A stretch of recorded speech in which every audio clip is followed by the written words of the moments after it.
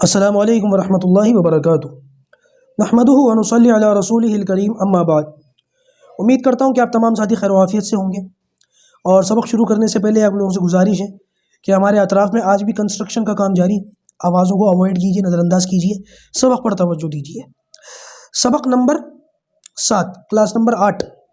دیکھیں، سب سے پہلا پوائنٹ قرآن کی آیت، اللہ تبارک و تعالیٰ ارشاد فرماتا ہے سورہ روم آیت نمبر 37، اولم یروا ان اللہ یبسط الرزق لمن یشاء ویقدر ان فی ذلک لآیات لقوم یؤمنون۔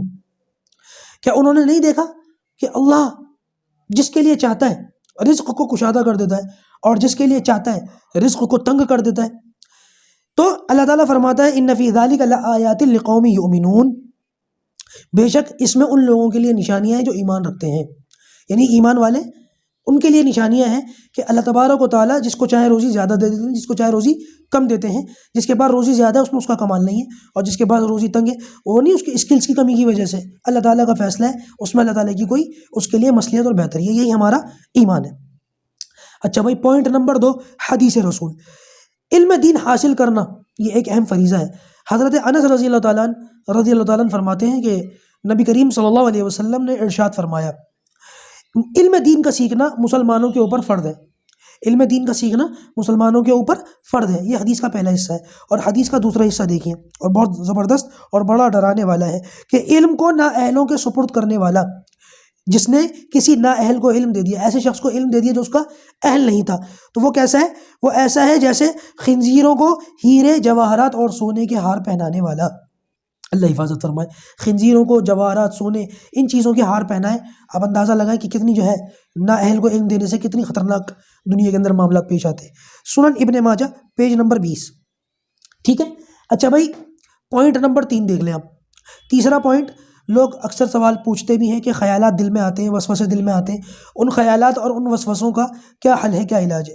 تو دیکھیے، یہاں پر شرعی اصطلاحات میں ان کے نام بھی ہیں کہ پہلے خیال کا کیا نام ہے، دوسرے خیال کا کیا نام ہے، لیکن میں نام بتاؤں گا تو شاید آپ کو بھی کنفیوژن ہو جائے، ایک نئی چیز ہو جائے گی۔ آپ صرف ان خیالوں کے درجے سن لیجئے کہ ان خیالوں میں کون سا درجہ کیسا ہے اور ہماری کہاں پکڑ ہوتی ہے۔ پہلا خیال، یعنی کہ جو دل میں بے اختیار آ جائے، بندے نے وہ خیال اپنے دل میں خود نہیں ڈالا، ویسے ہی آ گیا، بے اختیار آ گیا۔ نمبر 2، خیال کی دوسری قسم وہ ہے کہ انسان کو جو ہے نا جان بوجھ کر کے وہ خیال اپنے دل کے اندر لے کر کے آیا، ایک خیال آیا تھا، وہ اس نے اس بات کو اپنے دل کے اندر جما لیا۔ تیسرا درجہ، کسی کام کے بارے میں خیال آیا تھا کہ یہ کام کروں یا نہ کروں، ابھی لیکن کشمکش میں، درمیان میں کہ یہ کام کروں یا یہ کام کروں، نیکی کروں یا گناہ کروں، نیکی کروں یا نہ کروں، گناہ کروں یا نہ کروں، کوئی بھی بات آ گئی XYZ، اور اس بارے میں بندہ تردد میں ہے کہ یہ کام کرنا چاہیے کہ نہیں کرنا چاہیے، بیچ میں ہے، کسی طرف فیصلہ نہیں کر پا رہا۔ 3، چوتھا خیال کہ بندہ تردد میں تو ہے کہ یہ کروں یا نہ کروں، لیکن کسی ایک طرف اس کو رجحانے کے لیے یہ کر لینا چاہیے، کرانی ہے بھی تو اس نے کچھ نہ کر پا رہا ہے، لیکن دونوں میں سے کسی ایک طرف اس کا رجحان ہے کہ یہ کر لینا چاہیے، قلبی میلان ہے، دلی رجحان ہے کہ نہیں یہ کرنا چاہیے اگر کرنے کا موقع ہو تو۔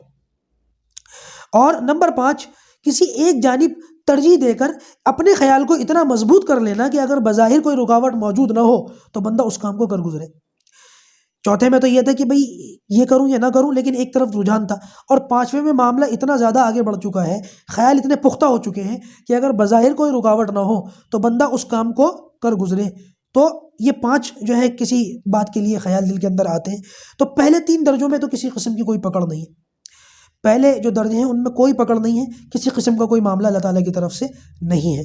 چوتھا درجہ یہ ہے کہ اگر نیکی کی طرف بندے کا رجحان ہے کہ نیکی کا کام کر لینا چاہیے، لیکن اس نے بھی کیا نہیں ہے، خالی صرف رجحان ہے، تو اس رجحان کی وجہ سے اس بندے کو صرف سوچنے کے اوپر ایک نیکی مل جائے گی، ایک نیکی اس کے لیے لکھ دی جائے گی۔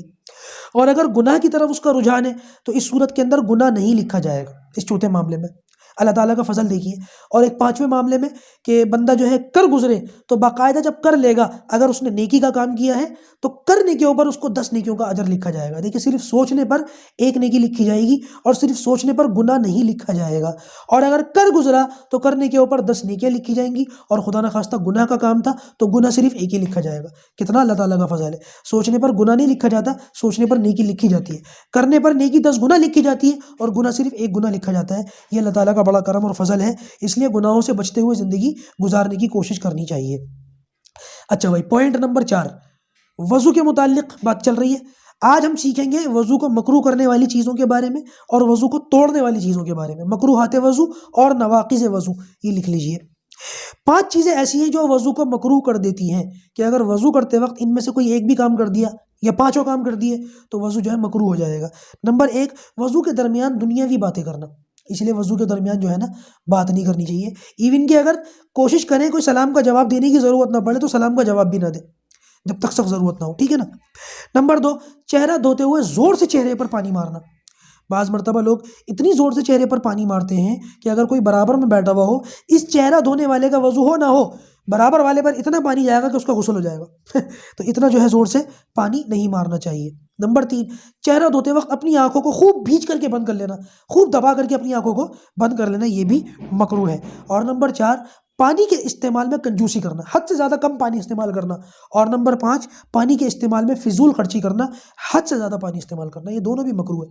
اتنا کم پانی استعمال نہ کرے کہ خدشہ ہونے لگے کہ کوئی اعضاء دھلنے سے رہ تو نہیں گیا، کوئی عضو دھلنے سے رہ تو نہیں گیا، اور اتنا زیادہ پانی استعمال کرے کہ اللہ حفاظت فرمائے 3 کے بجائے 4 اور 5 بار چہرہ دھو لے، تو اس طریقے سے نہیں کرنا چاہیے۔ تو یہ 5 چیزیں مکروہات وضو میں سے ہیں۔ اچھا جی، نواقض وضو، وضو کو توڑنے والی چیزیں، تو یہ 9 چیزیں ہیں۔ نمبر 1، پیشاب یا پخانہ کرنا۔ نمبر 2، ہوا کا خارج ہونا، ری کا خارج ہونا۔ نمبر 3، جسم سے خون کا بہہ کر جسم کے کسی ایسے حصے کی طرف جانا کہ اس حصے کا جو ہے جسم کے اس حصے کا غسل یا وضو کے اندر دھونا فرض ہو۔ بس اتنا سمجھ لیں آسان ڈیفینیشن میں کہ جسم سے خون نکل کر بہہ جائے، بس جسم سے خون نکل کر کے بہہ جائے، اس سے جو ہے وہ وضو ٹوٹ جاتا ہے۔ نمبر 4، منہ بھر کر کے الٹی آنا، وامٹنگ آنا۔ نمبر 5، پاگل ہو جانا۔ نمبر 6، بے ہوش ہو جانا۔ نمبر 7، سو جانا، جب آدمی سو جاتا ہے نا تو وہ بھی ہے۔ نمبر 8، کوئی بالغ مرد یا عورت، بالغ ہو، مرد ہو یا عورت ہو، اور رکوع سجدے والی نماز کے اندر ہو اور اس نماز کے اندر کھلکھلا کر کے قیقہ لگا کر کے ہنس دے۔ اور نمبر 9، استحاضے کا خون آ جانا، آوازوں کو اوائڈ کیجیے، ٹھیک ہے۔ اچھا، یہاں پر 2 پوائنٹ سمجھ لیجیے، 2 باتیں سمجھ لیجیے۔ پہلی بات تو یہ سمجھ لیجیے کہ قے آنے سے جو ہے وہ وضو ٹوٹ جاتا ہے، تو قے کی 3 قسمیں، الٹی کی 3 قسمیں۔ پہلی قسم کوئی کھانے پینے کی قے کر دے، دوسری قسم بلغم کی قے کر دے، اور تیسری قسم خون کی قے کر دے۔ اللہ حفاظت فرمائے اگر خون کی قے آ جاتی ہے، جمع ہوا خون اس میں نکلتا ہے تو اس سے بھی وضو ٹوٹ جاتا ہے، اور اگر پتلا خون، بہنے والا خون نکلتا ہے، وہ بھی اگر تھوڑا سا بھی نکل جائے تو اس سے بھی جو ہے وہ کیونکہ بہنے والا خون جسم سے بہہ کے نکلے یا الٹی کے ذریعے سے نکلے، اس سے بھی وضو ٹوٹ جاتا ہے۔ البتہ الٹی اگر صرف اور صرف جو ہے وہ بلغم کی آئی ہے تو کتنی بھی آئے، کیسی بھی آئے، اس سے وضو نہیں ٹوٹتا۔ نمبر 2، قہقہ لگا کر کے نماز میں ہنسنا، اس سے بھی وضو ٹوٹ جاتا ہے، نماز بھی ٹوٹ جاتی ہے، وضو بھی ٹوٹ جاتا ہے۔ لیکن یہاں یہ بات یاد رکھیں کہ نماز کے اندر یا ویسے بھی ہنسنے کی 3 قسمیں۔ پہلا ہنسنا تو ایسا ہے کہ صرف ذرا سا تبسم کیا، یعنی کہ تھوڑا سا مسکرایا۔